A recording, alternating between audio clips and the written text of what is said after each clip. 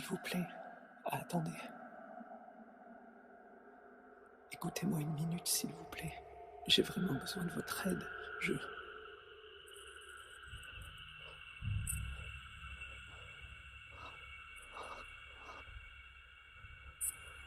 Oh non.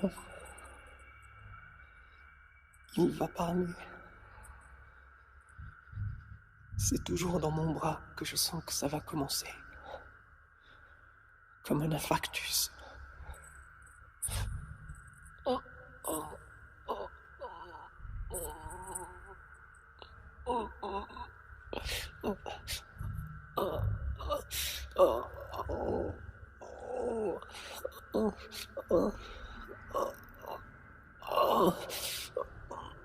oh, oh, oh.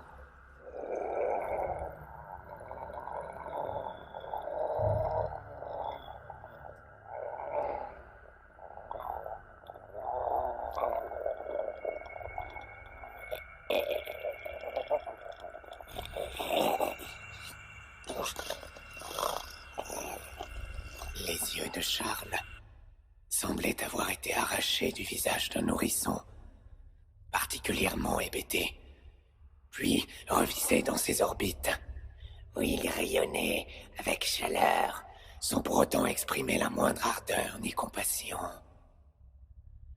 Et malgré tout, ils auraient pu conférer à la figure de cette poupée. Soyons gentils. Disons à la figure de ce garçon un air charmeur et avenant, si l'artisan de cet enfant cervelle n'avait pas exercé une pression contre nature en ses zones supérieures pour laisser libre cours aux fantasmes incrédules et merdiques du garçon pour lequel ce mannequin, pour parler franchement, semble se prendre.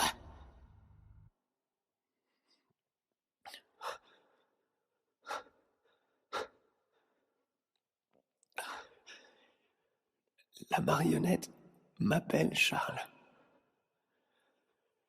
Je ne sais pas pourquoi. Ça ne sonne pas juste.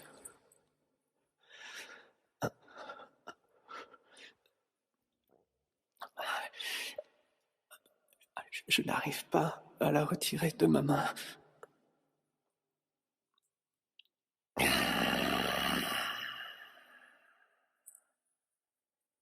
Je m'attarde sur la tête car, quoique étrangement plate et lourde, elle était la seule merveille de son corps.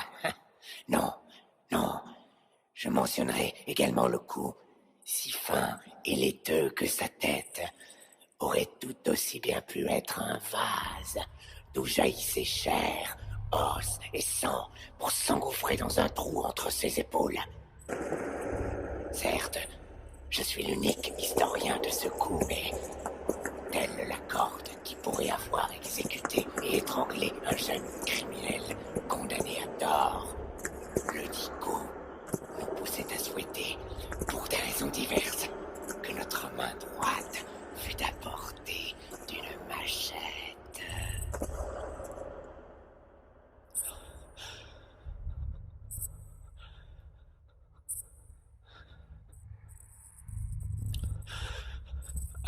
Avant, je croyais qu'il parlait tout seul. Mais je crois que c'est comme ça qu'il me voit. Ou me désire. Mort, je veux dire. Mais je ne suis pas mort. À moins que ce soit ça, la mort. C'est ça, la mort. Non, parce que vous n'êtes pas mort, hein. Bref, j'ai besoin. Oh, m'emmerde. Attendez. Peut-être penserez-vous tout comme moi que vous ne vous trouvez plus en présence d'un garçon prénommé Charles, mais que vous vous entretenez brièvement avec une sorte d'abominable mutant, une espèce d'accident de la nature, une créature dont l'absence d'identité spécifique, lorsqu'on y songe, soulève le cœur.